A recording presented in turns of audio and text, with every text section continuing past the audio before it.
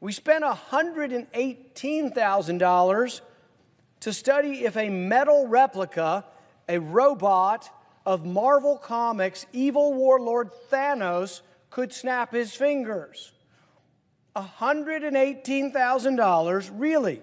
They apparently hired some dude to wear metal gloves and then try to snap his fingers. You know what? They found out that it's impossible to make a snapping sound with metal fingers. So robots of the world, be warned, it's hard to snap your fingers. But wait, there's more. About $119,000 to study if Thanos could snap his fingers in real life. This is by the NSF. The answer is no, but as Griff is aptly pointing out, this is a fake character. What the heck are you doing? Almost $700,000 to study romance between parrots. This by Health and Human Services. So instead of worrying about your health, they're worried about parrots enjoying each other's company. Now, I disagree on this one. $3 million on watching hamsters fight on steroids.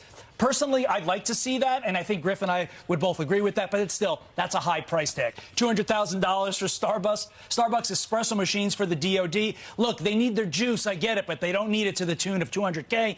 $28 million for camouflage that didn't fit in the Afghanistan environment. How do you mess this up? I'll give you a hint. It's beige. Beige camouflage works. There, I just saved you $28 million. $4.5 billion in improper COVID-19 economic injury disaster loans by the SBA. You knew they were going to mess that up the moment they started handing out that money. And $31.5 million in COVID relief funds spent on luxury cars. So as you're struggling to pay for gas and that Christmas dinner that's going to be on your table, look at how all that money's being spent. That should make you sick to your stomach. About $119,000 to study if Thanos could snap his fingers in real life. Oh, come on! Welcome back to Inside Four Walls. I'm your host, James Masson. I hope you guys had a very festive holiday season. I know the holiday season isn't over yet, but the main draw of the month is over. Christmas has come and gone. I hope you guys have had a great one. If you guys have any interest, let me know how your Christmas went. If you didn't celebrate Christmas, let me know how you spent the 25th of December crying. If you're Mexican, happy 24th of December Christmas to you as well. Now, actually, a bit of housekeeping. I'm uploading to YouTube again. Loopholes I had to get through for that one. Because they were like, verify your account. You'll be able to upload videos longer than 15 minutes. And I did. And it still wouldn't let me upload. And then it sent me a thing, we'll send you a verification email in 6 fucking hours. And then I got the verification, then for some reason it was like another 3 or 4 day delay before I was able to upload. And then I get a notification on my phone from YouTube Studio saying, congratulations, new features have been unlocked. And I'm like, oh, well, fucking great. So I'm uploading to YouTube now, so this will be the first video officially back on YouTube. So, as for those YouTube audience members who don't exist quite yet, there will be 1 or 2 videos uploaded to YouTube. There will be content uploaded to BitChute, Rumble, and literally every other platform besides YouTube that, can't go on YouTube for obvious reasons. I already had 1 channel terminated. By the way, my last YouTube channel was terminated when I only had 1 strike. I didn't have 2, I didn't have 3 strikes, I had 1 strike. And it was supposed to be gone the 26th of December, which is what, today? 27th today, because it's 4:52 a.m. as of the time recording. So that 1 strike was supposed to be gone yesterday. So with 1 strike, my entire YouTube channel got deleted, and that was about 800 videos and just a little over 210 subscribers. So I appreciate y'all. A link to all my other platforms will be in the description below if you want to see the content that you can't watch here on, YouTube, a slowly but surely dying platform. So you can hop over to more attractive platforms like Rumble, BitChute. But that being said, welcome back. Let's talk about the Omnibus. As you already know, but you might not know this, 1 Democrat stood alone from the pack and voted no. 1 big-tittied socialist said no to the Omnibus bullshit. Even the socialists have said enough to this socialism. But let's start with something a little bit lighthearted. The brain-dead wicked witch of the alcoholic East is fucking leaving. And Pelosi wishes Americans a happy Schwanza in final speech as Speaker. Conservatives on Twitter ripped House Speaker Nancy Pelosi, a Democrat from California, for accidentally saying Happy Schwanza during remarks to Congress on Friday. I don't think it was an accident. I genuinely think she's had slow but surely, developing onset dementia over the last like 2.5 years, her ability to speak has just degraded rapidly. And there's also, the fact that she's a crippling alcoholic too. I mean, this bitch is more drunk by 11 a.m. than Kathy Lee and Hoda Gibbard combined. Strong bipartisan I vote yield back the balance of my time and wish everyone a happy, healthy, and safe New Year. Happy holidays. Merry Christmas. Happy Schwanza. Happy Hanukkah. Whatever it is you celebrate, be safe. Thank you, Mr. Strong. By the way, right here. Bipartisan I vote. Yeah, a bunch of rhinos sided with you, sweetheart. I don't exactly know how, As you can see, there's not a whole lot of articles here about this topic, left, right, blah, blah, blah. So let's see, this is a couple days old, 3 days old. Again, I took the last couple of days, spent time with family that was in town, went to Ohio, spent some time with family that was visiting in Ohio, spent some time up in Michigan, and now I'm back in my non-native state that I dwell in. But now that we've heard the yuck of Nancy Pelosi being a complete alcoholic fucking buffoon who's leaving office, maybe we should give her a little bit of an article. Let's see, is that really shit for the right here? So let's see. So the darker means higher sexuality than the other ones. Let's just pop into this article, give it a quick little look-see-looks before we continue on here. Pelosi ends her final speech as Speaker of House by wishing everyone a Merry Christmas, Happy Hanukkah, and a Happy Schwanza. Ooh, you have Hanukkah and Schwanza backwards. Okay, well. Yep, so that's the whole thing. I guess there's not much of an article to read. So let's move on. So, for those of you who don't, you know what? Let's start here, shall we? Let's start here at Business Insider, a left-leaning outlet with a high factuality, to get the list of the full pieces of shit that those conservatives love so much who continue to sell you upriver. And by the way, I am related to people who personally adore and lick the very ground Lindsey Graham's piece of shit walks on. And watching the response to this, watching the response to people being like, Lindsey Graham voted for the Omnibus? He sold us upriver. I'm like, yeah, he was always going to do that. I'm sorry, what did you fucking expect to happen? Like, no shit. But, let's hop on. Here are the 14 Republican senators who may have doomed their bills in the new GOP House by voting for a major spending bill.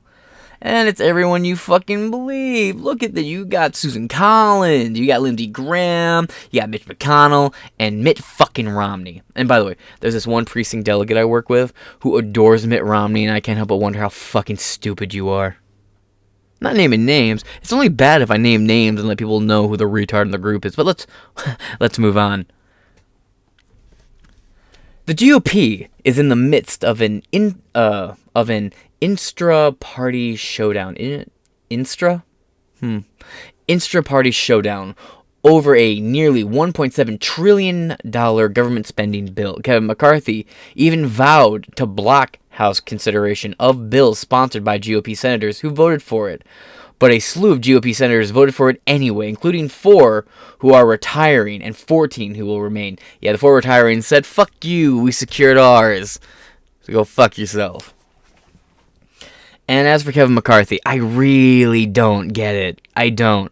Trump even supported Kevin McCarthy, and Kevin McCarthy literally voted for his impeachment twice on 2 bullshit charges. Even someone on the right, there's a handful of Republicans I actually like. I like Rand Paul. I like Ron Paul. And for the most part, I actually don't dislike Donald Trump as much as everybody wants me to. And I love... Tell me in the comments how mad that makes you. I love knowing that the fact that I don't hate Trump pisses people who watch these videos off. I'm not that interested in growing bigger. I'm going to make this content even if I never grow past 200 subscribers on any platform. This content will still come out no matter what. So, feel free to call me all the names you want in the comments. Will not change for you. Be mad. Stay mad. In fact, go as far as to die mad. Now, there's a lot of Republicans I actually do thoroughly enjoy and I respect. If I don't respect them on a policy level, I enjoy the way they handle themselves. Like, Howley. I like him. I like the way he does shit. I like the way it pisses everybody off. Delightful. Paul Gosner is probably my favorite GOP member right now. Moving forward, though, these 14 coming up should all be impeached, should all be removed from office. Why? Because they're just robbing people broad daylight. And if you're going to sit here and be, oh, well, the Democrats just want to rob you and raise your taxes, maybe don't vote for more taxes. But, one of the biggest liars in the entire GOP history, Bush Walker, the senior Bush, read my lips, no new taxes, except for all he brought was new fucking taxes. And undid all the tax reform that his former boss, Reagan, had put in his first term. The second term, Reagan was fucking out for lunch. But let's continue. The Senate on Thursday passed a nearly $1.7 trillion omnibus spending bill to fund the government through most of next year, with 18 Republican senators joining all Democrats in... not all. There's one Democrat who stands alone from the bunch. It is, oddly enough, more based than I ever would have given this big titty socialist credit for. But not all Democrats, in sending the bill to the House, where it's expected to pass on Friday. That's next Friday, by the way. Not last Friday, this coming up Friday. It came amid a showdown among Republicans over the sweeping legislation, which includes reform to the Electoral Count Act, designed, among other things, to ensure that the vice president cannot unilaterally decide the presidential election. It also contains tens of billions of dollars in a new funding for Ukraine. Yeah. Okay, so the thing about the vice president, that was already not a thing, right? That was already not a thing. That was something that Trump read somewhere that didn't exist on paper. The vice president could not have overturned the election. Now, he could have approved the bringing in of an alternate slate of ballots. Sure. You could have brought in an alternate, what's the term I'm looking for? Delegates. You could have brought in an alternate pool of delegates and could have had them vote, but that would have drawn out the election to another 6 months. It was a whole big fucking ordeal. And Mike Pence said, yeah, fuck that noise, election over, and moved on. Personally, I think Mike Pence is a big fucking pussy, and I have no qualms in saying, yeah, 2020 was definitely a fucking safe and secure election, folks. Wink, wink, honk, honk. Totally. Again, I forgot this is going on YouTube, and they have certain policies about you saying, anything besides the 2020 election was, gotta leave a gap for the algorithm, the most safe and secure election ever, which it absolutely is the opposite of what I'm saying, and is, doublespeak everything I'm saying here, because if I say anything that I actually think, because, I totally believe Joe Biden got 3 times the amount of votes Barack Obama got in re-election. I totally believe that. Don't you? Don't you believe that Joe Biden could get 3 times the amount of votes as Obama on re-election? I totally do, folks. How about you? Let's move on, shall we? It came amid a showdown among Republicans over the sweeping legislation, which also includes reforms to the Electoral Count Act. I already moved that. I read that part. Vice President cannot unilaterally decide the presidential election, which was a claim that literally only Trump made, and everybody else said that's not actually a thing. It also contains, and maybe I'm wrong. If I'm wrong, please leave a source for that in the description below so I can correct myself in the next upload. Well, tomorrow's uploads, not today's uploads, because, I'm recording them now. And by the time you get a chance to comment, everything would have already been recorded. So let's move on. I'll correct myself tomorrow if I'm wrong. It also contains tens of billions of dollars for new funding to the Nazis. I mean, Ukraine. Sorry. There's no fucking difference. Ukraine's entire fighting force, the Azov battalions, is nothing besides the Nazis. And most of the actual Ukrainian civilians have already defected and or retreated to Russia, while Ukraine's mainly just fighting for NATO, the EU, and the UN. Not Ukraine. This is not a Russia-Ukraine conflict. This is a Russia versus literally the entire fucking world. WEF is in on this. It's literally Russia versus the World Economic Forum versus NATO versus the EU versus the UN. Ukraine is just the fucking puppet state. Just the fucking battlefield of all these larger entities. Ukraine just coincidentally happened to be the fucking battleground for it.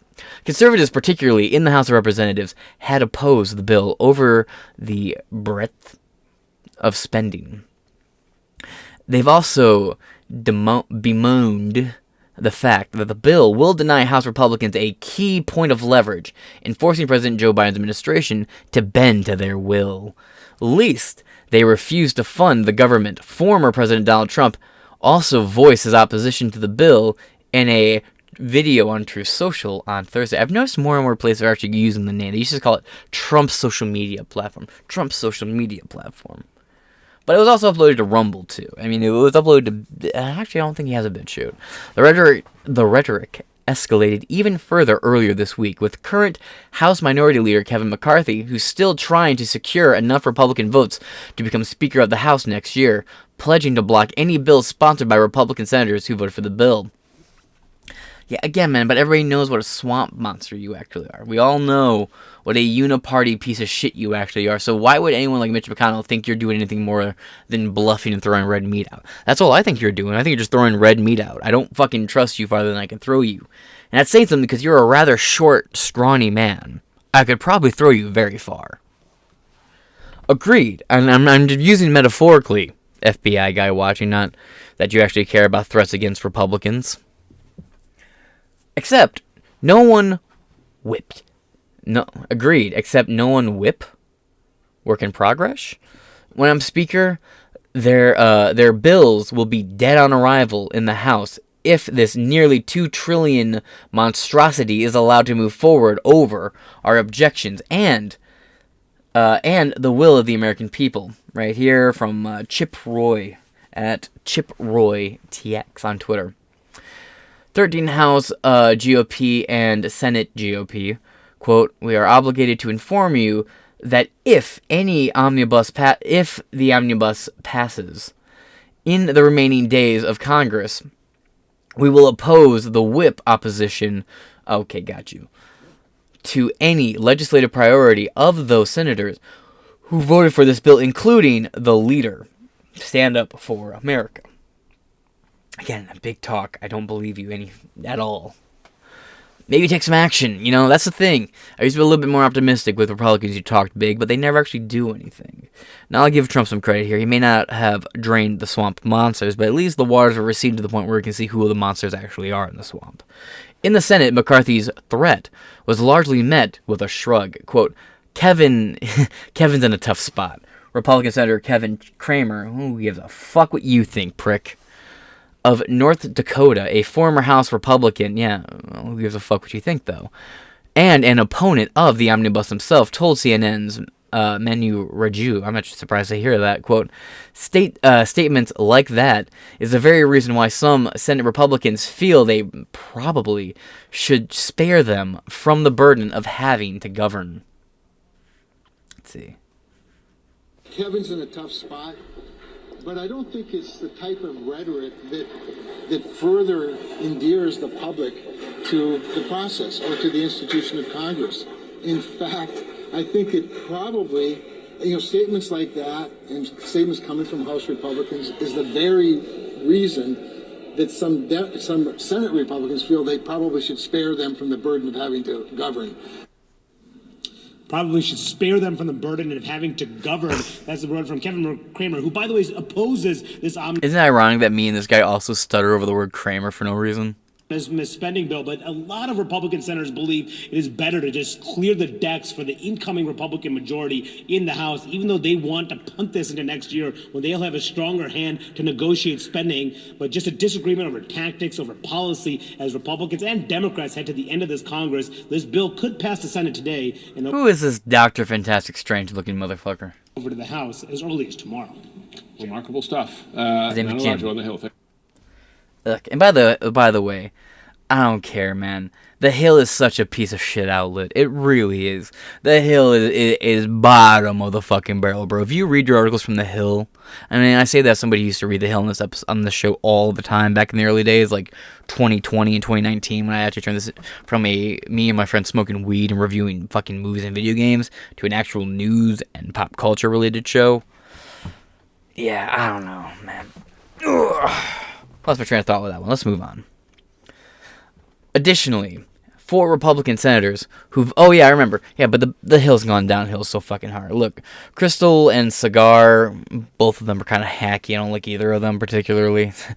James doesn't like anyone who's establishment or corporate press. Yeah, that's kind of the point. And that's why I don't like him.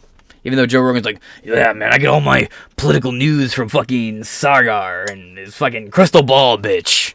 Yeah, all my news comes from them. It's like, okay, Joe, I'll go to you for workout advice and hunting advice, I guess, and good entertainment. But when it comes to reliable news sources, I think the fuck not, you trick-ass bitch.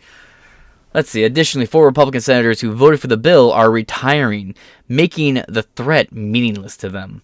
Yeah, exactly. Senate Minority Leader Mitch McConnell, who voted for the bill, argued ahead of its passage that it represents a conservative victory. Yeah, because he said the number one priority for Republicans is to secure funding for Ukraine, which, no, should not be. In fact, that's the number one reason why I have no problem bashing the GOP itself. I'm not a member of the GOP other than the small government position that I currently hold in the real world. Outside of that, that's the only connection to the GOP I have. I largely find the GOP to be a fucking embarrassment. And the Democrats as well, but the GOP is just the Democrats driving the fucking speed limit. That's all they really are. It's certain individuals in the party, and the only reason they're in the party is because they have to be. Like, Rand Paul is not a fucking Republican. Ron Paul is not a fucking Republican. They're libertarians, but there was no option, no viable option for them to run. That's largely the biggest problem with this country, is two parties. If you just remove the parties and let people run as themselves, not representations of a party, it'd be hard to secure funding for them, making it, only the best of the best would survive, which is, what you want when it comes to a political campaign.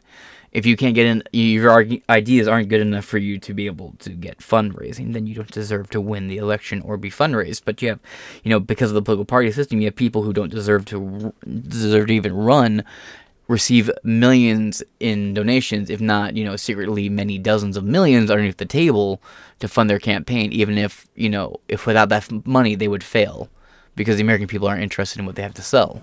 But because the political party exists, it creates this area for special interests to heavily fund one particular person over anyone else. But let's continue. Whether McCarthy is able to keep his promise, the 14 returning senators who voted for the Omnibus also include conservative lawmakers like Lindsey Graham and John Cornyn. Yeah, neither of those are actually conservative. They're just Democrats who managed to infiltrate the party. Remains to be seen. Furthermore, the Senate will remain in Democratic hands for the next 2 years, dimming the chances that any Senate legislation that McCarthy and the House Republicans would be inclined to support will make it to their side of the rotunda anyway. Yeah, we'll see about that. Again, if McCarthy is actually willing to actually pull the strings he's threatening to pull, yeah, you're completely wrong about that, and a lot more things will be upended, and a lot of these spending bills will be completely fucking gutted. Now, the House of Representatives has limited ability, but, again, they do have a lot more power than they want you to think. It's just, will they actually fucking use it? Now let's look at these fucking backstabbing traitors that deserve what the exact punishment for treason is. Yes, that punishment for treason. Let's see. Who stole our fucking country upriver? Right? Because remember, these are the people, right? These are the Republicans, and the average Republican citizen here, Democrats, I don't give a fuck. You vote for Biden, you get what you fucking get. You deserve it. You deserve every bit of hardship. But as for those of us who knew how bad of a fucking call he was from the beginning, yeah, well, these are the people you likely supported. So I want you to remember these fucking names. These are the delinquent, saboteuring pieces of shit robbing the system, bankrupting this country. They're the ones filling their purses with all the silverware while the Titanic fucking sinks. Not thinking for 2 seconds that they'll go down with it. So let's look at the unpatriotic pieces of shit. Mitch McConnell of Kentucky, Susan Collins of Maine, Mitt Romney of Utah, Lindsey Graham of South Carolina, Lisa Murkowski of Alaska, John Cornyn of Texas, John Thune of South Dakota, Tom Cotton, that one hurts, of Arkansas, Todd Young of Indiana, Shelley Moore, Capito of West Virginia, John Boozman of Arkansas, Jerry Morin of Kansas, Mike Rounds of South Dakota, and Roger Wicker of Mississippi. And here are the 4 who voted for it and are retiring. The fuck you, I got mine crowd, shall we? Roy Blunt, good riddance, of Missouri. Jim Info of Oklahoma, good fucking riddance. Rob Portman, get fucked and replaced by J.D. Vance. And Richard Shelby of Alabama, get fucked and choked by the elephant's trunk. Alright, And that's the end of this article. Now, mind you, these are the fucking Republicans, right?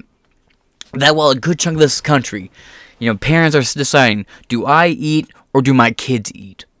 Do I put gas in the car and skip lunch? Or do I eat and possibly run out of gas on the way home? These are the questions people are having to ask themselves. Do I take this mortgage out? Do I take this loan out? Do I call that family member and ask him for money? Do I borrow this chunk of money? People are strapped for cash at an unprecedented level as we rapidly approach the devastation of the '08 economic crash that lasted from '08 to 2014. We're getting dangerously close to that. And by this time next year, I guarantee you we'll be way worse than that. And these fucking pieces of shit, these demonstrable, low-hanging pieces of shit voted you upriver. Now, who is the one based woman who said no? Can you guess? Can you fucking believe it? Ocasio-Cortez, only Democrat to vote no on spending package. This is fucking insane, bro. And look at that, we're going to the Hill, because fuck me, right? Of course, that's the high factuality article in the center. So, despite all my shit talk, let's go to the fucking Hill, because that's how the day goes, shall we? Ocasio-Cortez, only Democrat to vote no on spending package, by Michael Chanel. God diggity damn. On this vote, the yeas are 225, the nays are 201, voting present 1. And that one was AOC. On this vote, the motion is adopted. And the ship sank. Moving on. Rep. Alexandria Ocasio-Cortez from New York was the only House Democrat to vote against the $1.7 trillion Omnibus spending package on Friday, voting no on the measure because of increased funding for defense and federal agencies that oversee immigration. I don't care. Is what made her vote fucking no.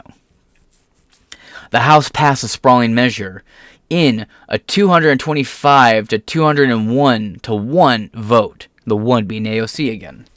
Sending the bill to President Biden's desk. The Senate passed the bill in a bipartisan 68-29 vote on Thursday. In a statement Friday afternoon, Ocasio-Cortez said she was concerned about funding in the bill for immigration and customs enforcement, ICE. Remember a couple years ago when people were slapping defund stickers on the ICE machines outside of gas stations? And now those same people are saying, I hate that people are putting Joe Biden stickers on the gas pumps. It's like, you fucking unaware piece of shit.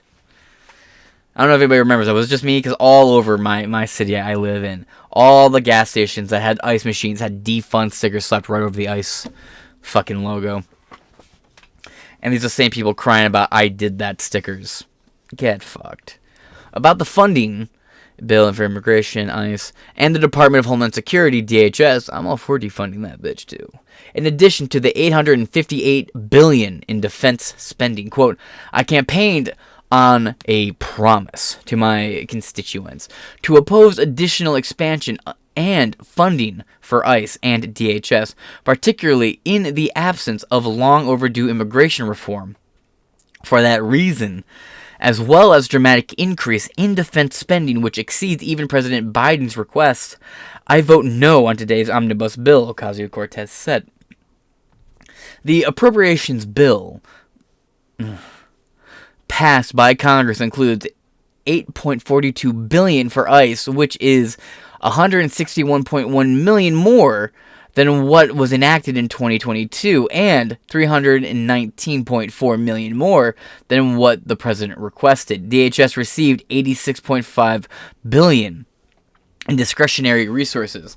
Ocasio-Cortez said the dramatic increase in spending for those two agencies cuts against the promises our party made to immigrant communities across the country, adding that it is the case, especially in light of lack of progress on DACA, deferred action for childhood arrivals, TPS, temporary protected status, and expanding paths to citizenship. The New York Democrat was not the only member of the caucus to vote not to vote for the omnibus package.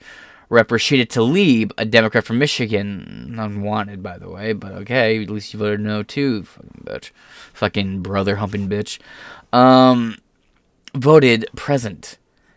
So she was the one who voted present. My bad.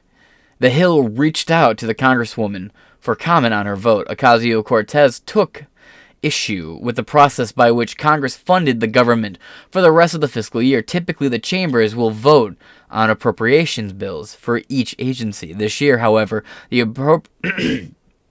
appropriators opted for a single omnibus package to fund all corners of the government. Quote, from the beginning of this negotiation, we made it clear to Democrat leadership that we must keep practice of voting on funding bills by agency, particularly controversial agencies like DHS, so that members would not be forced to betray one party for their district in service of expediency. Whatever. Ocasio-Cortez said, quote, we were successful in this approach last year and looked forward to supporting such package this year. The Congresswoman touted provisions, included in the omnibus that she helped craft, including an increase for the National Labor Relations Board. Oh, for those unionizing fags who are lazy pieces of shit. Got it. And funding for community projects in her district, but said she could not vote for them because of her overarching concerns with the bill. Quote, these victories and many more, such as the inclusion of PUMP, providing urgent material protections, and pregnant workers' fairness, again, fuck you, socialist bitch. Acts are hard-fought wins that we proudly support and would proudly vote for. But trying these provisions to dramatic increases in surveillance, border protocol forces, and militarized spending after years of deeply disturbing misconduct and lack of meaningful accountability in decisions, we find deeply objectable, she said. Yeah, literally every other thing you voted for, bitch. For real. For real. Our constituents have made clear that it would like to see objections to those measures represented in Congress, and that is what I will do, she added. And that is the end of this article. Now, I just want to check out this video real quick. If this is winning, I'm getting tired of winning. GOP leadership declares that this bill is a victory. But not unless you define victory as adding over $1 trillion in new deficit spending. So really there is a debate, a big debate within the Republican Party. Which is more important? Is it more important to add $45 billion to military spending, or is it more important not to add $1 trillion in deficit to our overall debt? We now have a $31 trillion debt. We're adding over $1 trillion a year, and yet Republican leadership says this is a victory because we're getting more military spending. But it's a victory at what expense? Are we actually more secure? Are we more safe? Is our national security more protected by spending more in the military, or is our national security actually more threatened by incurring more debt? I would argue the latter. $31 trillion in debt is the number one threat to our national security. It's the week before Christmas, and predictably Congress is considering yet another $1.7 trillion spending bill. We haven't had a chance to see or even read.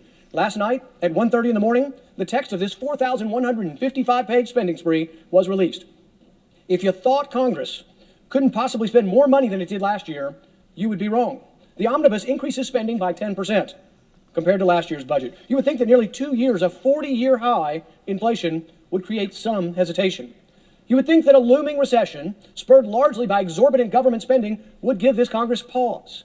But instead of taking a minute to consider what a responsible federal government budget looks like, we are instead placed behind the barrel of a gun, forcing us to choose between letting government expire or blindly passing a $1.7 trillion spending package that not only does not balance, but in fact spends over 10% more than last year. How does Congress spend taxpayers' money? Well, here's just a few examples of how your government currently spends money. We found that they spent last year $2.3 million injecting beagles with cocaine.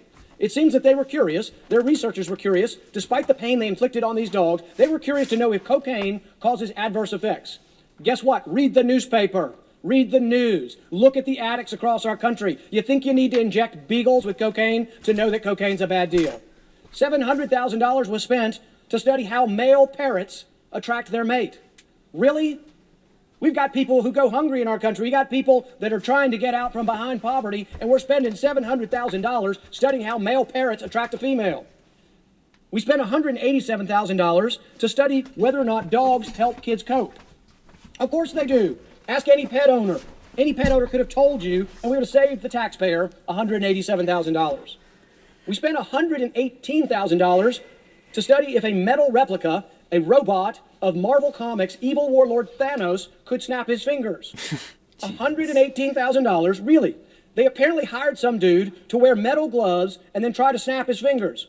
You know what? They found out that it's impossible to make a snapping sound with metal fingers. So robots of the world, be warned, it's hard to snap your fingers. While we continue to spend ourselves into oblivion, almost every single European nation is working to shrink their deficit. We routinely look to Europe and we say, look how liberal, look how big government, look how socialized, and yet most of Europe actually balances their annual budget. In 2019, 15... Yeah, not to mention most of Europe's governments can actually pass an audit, unlike our government and our Pentagon.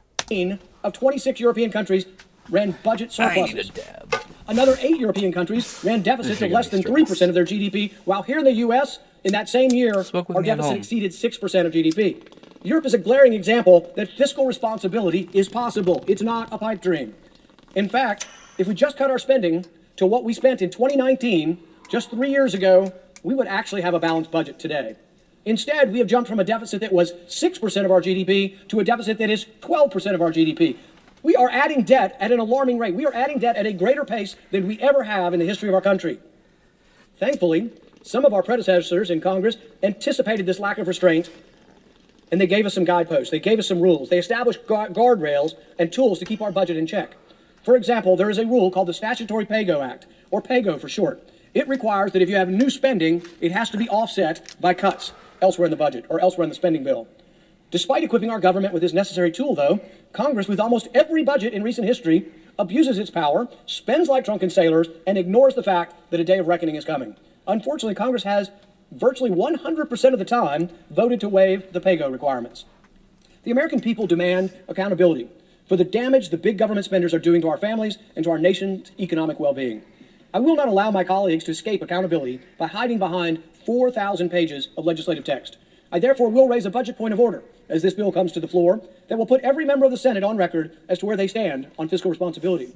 Unfortunately, most of the senators, even if they share my sentiments, they know that this point of order will be waived. They think they can quietly vote this way and no one will notice. Well, when American voters finally notice that people here are saying one thing at home and doing another, are promising balancing budgets and promising the deficits do matter, and then come up here and vote the opposite way, one day the American electorate will wake up and vote these hypocrites out. There are many other points of order that can be raised on this. The budget rules are actually of some value if we would actually obey the rules. Some of the people, you see them in their states, they're at campaign rallies, they'll tell you at town halls, they'll tell you on the Senate floor that we absolutely must get spending under control. They'll tell you that the debt is a problem. They'll tell you that it's a terrible way to run government to have omnibuses. It's terrible to put $6 trillion together in one bill, release it at 1:30 in the morning, and pass it, and you can read about it and find out what is in it later. I suspect we will find a lot of promises, though, that will be violated as we vote on these PAYGO restrictions. Realize that this is the law. The law of the land says you can't do this. Congress, in passing this omnibus, is breaking the law. The statute says very clearly they cannot do this. The only way they actually can evade responsibility is they change the law. They say, oh, well, it'd be embarrassing to get rid of the law. We will waive the law. So we have laws for decades that could actually right our fiscal house and put us on a course towards balancing our budget, and the rules are waived. They disobey their own rules. Congress does a disservice to the economy every time it waives these points of orders. What good are these procedures if they're never upheld? What started as formal guardrails to keep fiscal health of this nation strong is now merely just a messaging tool with no real significance that allows senators to get away with making promises they never intended to keep. That is why, in addition to raising this point of order, I am introducing an amendment to reform our budget procedures by raising the threshold. Let's make it less easy for them to break the rules. Currently, 60 senators can break the rules. Let's make it 2/3. Let's make it 67 senators necessary to break the rules. Why? Because they're bankrupting this country. Both sides of the aisle. There's an unholy alliance between both parties. One party wants more welfare, one wants more warfare. It's either the military-industrial complex or the welfare-industrial complex. But what happens inevitably every year is spending goes up. People come and the journalists question, what will happen? What will happen with Christmas here? The only thing that is known to happen is this body, both parties, will continue to add to the debt. And there is a day when you wake up and the dollar is worthless. Right now, the dollar is losing nearly 10% of its value on an annual basis, but there is a day when it's 10% a day or 10% an hour. Great countries have succumbed to the destruction of currency, and it happens through debt, through deficit financing, and it's coming to us. There is a day of reckoning. Unless we wake up and say enough's enough, we're going to do the prudent and rational thing. We're going to balance our budget. It's time that we take our nation's health seriously, and it's time that we show concern for those who are being damaged and devastated by inflation. The inflation at the grocery store, at the gas pump, who does it hurt the worst? It hurts those on fixed income, senior citizens. It hurts the working class and the poor. Those who have most of their expenditures that go towards consumption, towards their food and groceries and gas. People who spend 90% of what they earn on buying the stuff that allows them to live are the people that are decimated by inflation. So if there are people in this body who do care, who do really care about those who are struggling with the burden of inflation, the best way is quit digging the hole deeper, quit adding the debt, and do what even European countries can do, and that's begin to balance our budget. All right. And with that, I'll wrap it up here. I have another couple episodes to read. The next episode should be all about the newest Twitter files that were released on Friday, and then the last half that released on Monday. So, that being said, this has been Inside Four Walls. I've been your host, James Madison. Please like, share, and comment, subscribe. And if you think I got anything wrong, please leave a comment in the description below. I do tend to interact with comments, ones I agree with and disagree with alike. So, until next time, peace.